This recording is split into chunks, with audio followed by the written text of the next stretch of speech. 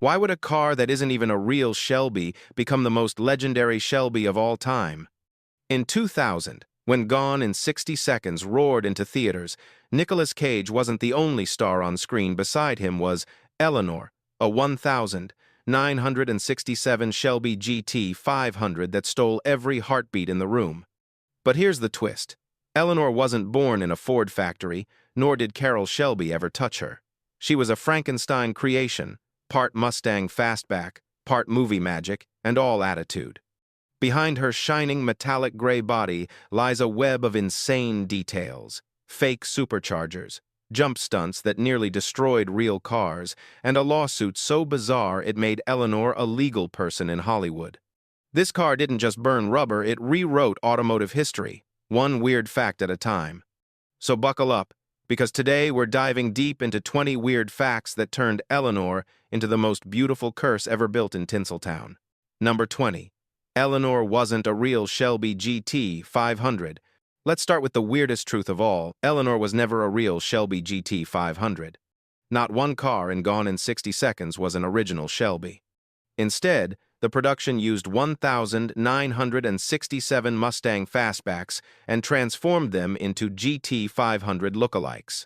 The mastermind behind her aggressive look was concept artist Steve Stanford, while the legendary Chip Foose brought it to life with a hand-built body kit, widened fenders, and a pepper gray metallic finish that became iconic overnight. So what makes her special? She's a fictional Shelby, a design so unique that Ford, Shelby, and even Carroll Shelby himself had no involvement. The result was a car that blurred the line between myth and machine.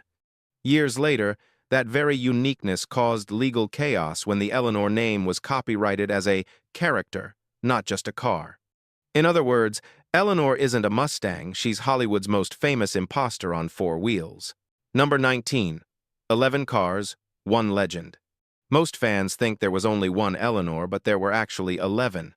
The filmmakers built 11 cars for Gone in 60 Seconds, each designed for a specific purpose. 3 hero cars for close-ups and beauty shots, and 8 stunt cars meant to drift, jump, or crash in high-speed chases. Every one was slightly different. Some had fake interiors, others were gutted shells with roll cages and hydraulic suspensions for stunts. The hero car, driven by Nicolas Cage, had a fully functional V8 engine, racing gauges, and even working nitrous. But by the end of filming, most of them were wrecked. Only 3 original Eleanors survived. One of them was sold at auction for over $1 million. It's ironic, isn't it?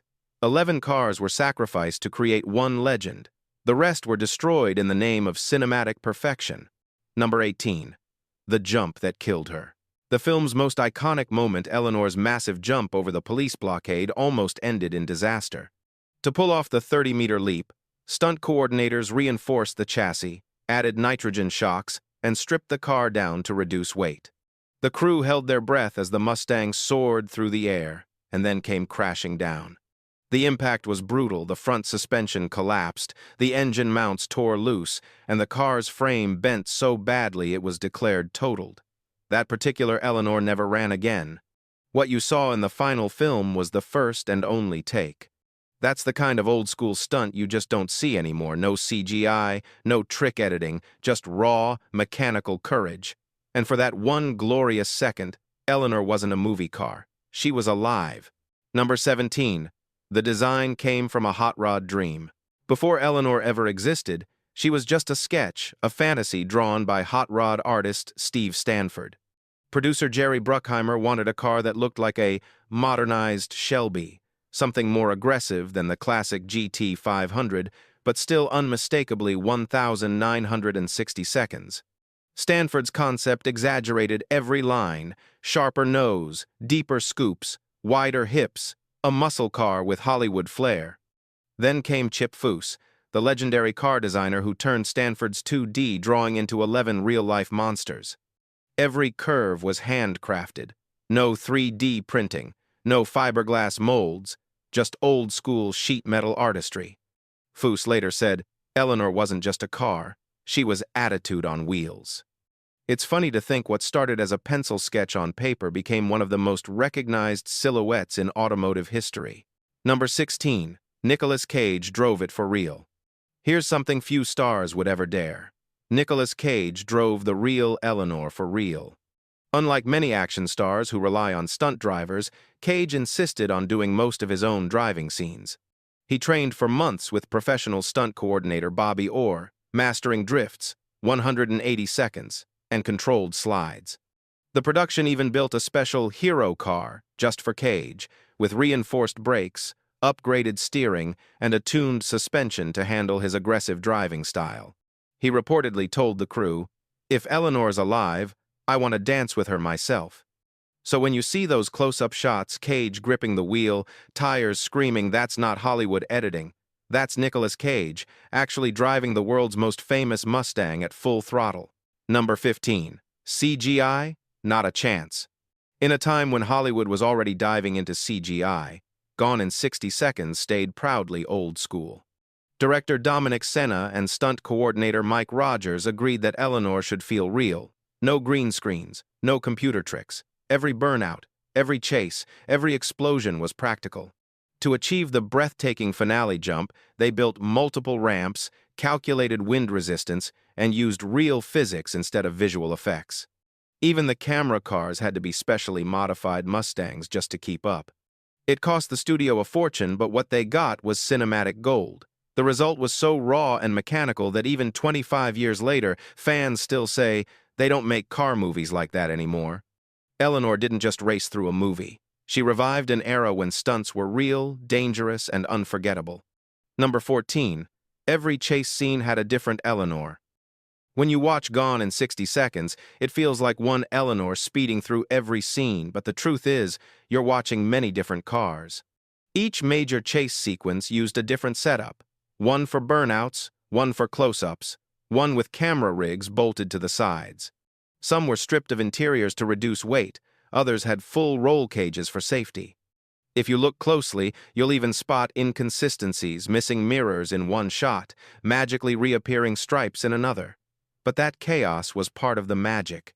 The editing stitched 11 imperfect cars into one perfect illusion. To moviegoers, Eleanor was seamless. But for the crew, keeping track of which Eleanor did what was like managing a small army of identical Mustangs. Number 13. The sound wasn't from the real engine. That throaty roar that made your heart pound? It didn't come from Eleanor's real engine. The film's sound team decided the stock V8 didn't have enough cinematic punch. So they blended multiple recordings, a Ford GT40 race car, a big block 428, and even a modified Harley-Davidson to create the signature Eleanor growl. The result was an engine note so aggressive that fans still recognize it instantly. Ironically, none of the real Eleanors ever sounded that way on set. They were too muffled by safety gear and camera rigs. In short, Eleanor's voice was as fabricated as her body, a carefully engineered illusion that became more iconic than the machine itself. Sometimes, the loudest truth in Hollywood is the one you can't actually hear. Number 12. A supercharger that didn't work. The giant supercharger poking out of Eleanor's hood looked mean, but it didn't actually work. In the movie, when Cage flips the "Go Baby Go" switch, you see the blower roar to life, except it was just for show. The real engine underneath was a naturally aspirated 351 Ford V8, and the blower was nothing more than a prop bolted on top. To create the illusion of power, the team rigged small electric motors to spin the pulleys during close-up shots. The nitrous oxide system? Also fake. But together, they made Eleanor look like she could eat Ferraris for breakfast. Fans later tried to build functional versions, but purists say the fake blower was part of her charm. Because let's face it, when a car looks that good, who cares if it cheats a little? Number 11. Hidden nitrous button. Every fan remembers that red "Go Baby Go" button on the shifter, but here's the secret. It didn't actually control anything. In reality, the button was wired to nothing. It was just a prop, added by the art department to make Nicolas Cage's go mode feel cinematic. But the legend didn't stop there. Later, when the production sold official replica Eleanors, fans demanded the "Go Baby Go" button had to work. So the builders wired it to trigger real nitrous oxide systems, turning fiction into reality. Ironically, the movie's fake button inspired hundreds of real ones and even became a popular mod for modern Mustangs worldwide. Eleanor might have been pretending, but the world decided to believe her lie and make it real. Number 10. The wrong gauges inside. For a movie obsessed with detail, Gone in 60 Seconds still had one glaring mistake. Eleanor's dashboard gauges were wrong. Instead of period-correct Shelby dials, the production used Autometer Phantom racing gauges, a model that didn't even exist in 1967. They looked futuristic, with white faces and bright orange needles, perfect for Hollywood close-ups, but completely anachronistic. Why? Because the director wanted viewers to feel speed, not measure it accurately. The oversized tachometer made Cage's redline moments more dramatic, while the glowing shift light helped the camera catch every roar of the engine. For car purists, it was blasphemy, but for movie magic, it was genius. Eleanor didn't care about authenticity, she cared about looking fast, even when standing still. Number 9. Fake fuel cap, real gas tank. Here's a detail most people miss. Eleanor's rear fuel cap, the one sitting proudly in the middle of her tail, doesn't work. It's completely fake. The functional gas filler was actually hidden behind the left rear tail light, a modification done to streamline her rear end and fit the custom Shelby tail panel. The non-working cap was added purely for aesthetics, giving the car a vintage racer vibe. Ironically, during filming, one of the stunt drivers tried to refuel through it, and gasoline splashed all over the bodywork, causing a near-fire incident on set. After that, they marked the fake cap with a tiny sticker only the crew could see. Just another reminder that even the most beautiful cars can be full of little lies. Number 8. Fans built illegal replicas worldwide.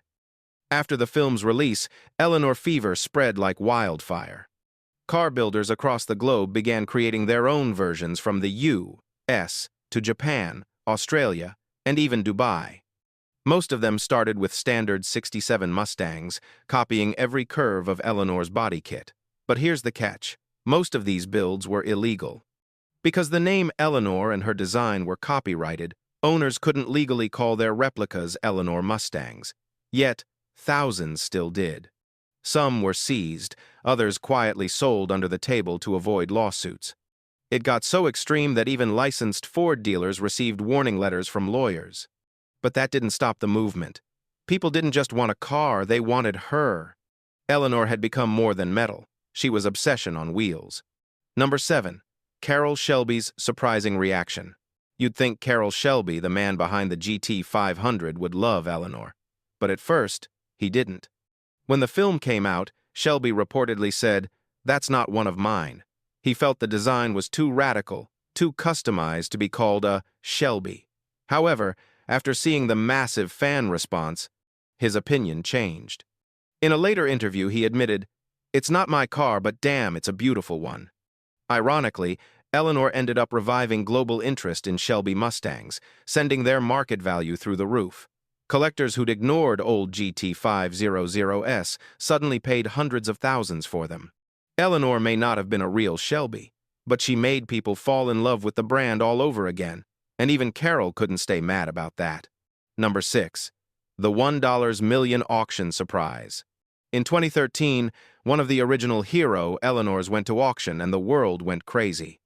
Collectors expected it to sell for maybe $200,000. Instead, it smashed records, selling for $1.07 million at Meckham auctions. The buyer? A private collector who refused to reveal his identity. The car was restored to its exact screen-used condition: pepper gray metallic paint, racing stripes, "Go Baby Go" button, and even the camera mounts from the film. It wasn't just a car anymore, it was a piece of pop culture. That sale turned Eleanor into an official million-dollar icon. From prop car to luxury collectible, not bad for something that started as a fake Shelby. Number 5. The Eleanor lawsuit that shocked Hollywood. Few movie cars have ever caused as much legal chaos as Eleanor. In the 2010 seconds, the widow of original filmmaker H.B. Halicki claimed that Eleanor was a copyrighted movie character, not just a design. That meant anyone building or selling replica Eleanors could be sued. The lawsuits hit hard. Shops were forced to shut down, and even car builders working under license got tangled in legal messes. Some fans called it the curse of Eleanor. In 2022, A U.S. court finally ruled that the car could not be copyrighted as a character, freeing builders to create replicas again. But by then, Eleanor's legend had grown even stronger, part car, part controversy, and entirely unforgettable. Number 4. The stunt driver who almost died. Behind every great chase scene, there's someone risking everything, and for Eleanor, that was Buddy Joe Hooker, one of Hollywood's top stunt drivers. During one of the high-speed chase sequences, Hooker lost control while sliding through an intersection slicked with oil residue. The car fishtailed, slammed into a barrier, and spun out within inches of the camera crew. Miraculously, no one was seriously hurt, but the hero car was destroyed. Hooker later said in an interview, "That car had a mind of its own. She wanted to fly, and I just tried to hang on." It's a reminder that Eleanor wasn't just movie magic. She demanded real blood, sweat, and near tragedy to come alive on screen. Number 3. The lost hero car found years later. For years, fans believed that all the real Eleanors had vanished after filming wrecked, scrapped, or locked away. But in 2017, a lost hero car resurfaced in Germany. The car, confirmed by serial number and unique camera mount points, was found hidden in a private collection. The new owner bought it unknowingly, thinking it was just a custom Mustang. Only later did he discover it was one of the actual film-used cars driven by Cage himself. After authentication, its value skyrocketed past $2 million. From a forgotten warehouse in Europe to a museum pedestal, that rediscovered Eleanor proved one thing: legends never stay buried for long. Number 2. Eleanor's VIN mystery. Even car experts can't agree on Eleanor's true identity. Each of the 11 cars used had different VIN numbers, but after filming, paperwork went missing, titles were swapped, and some cars were re-registered under fake IDs to hide ownership during legal disputes.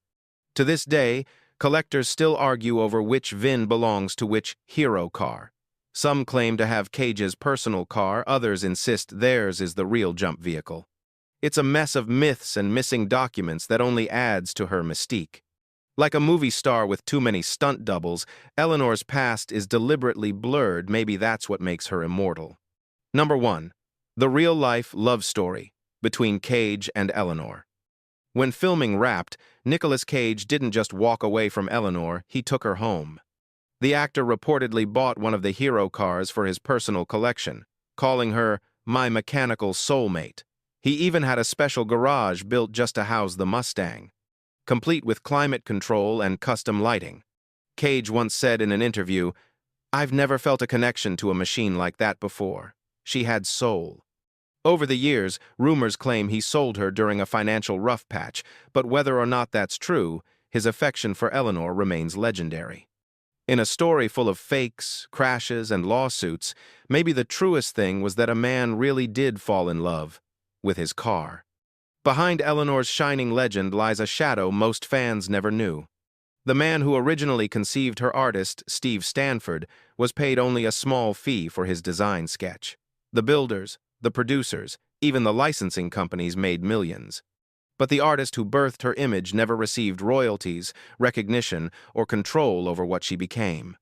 In later interviews, Stanford admitted he was proud of her, yet haunted by how she was taken from him.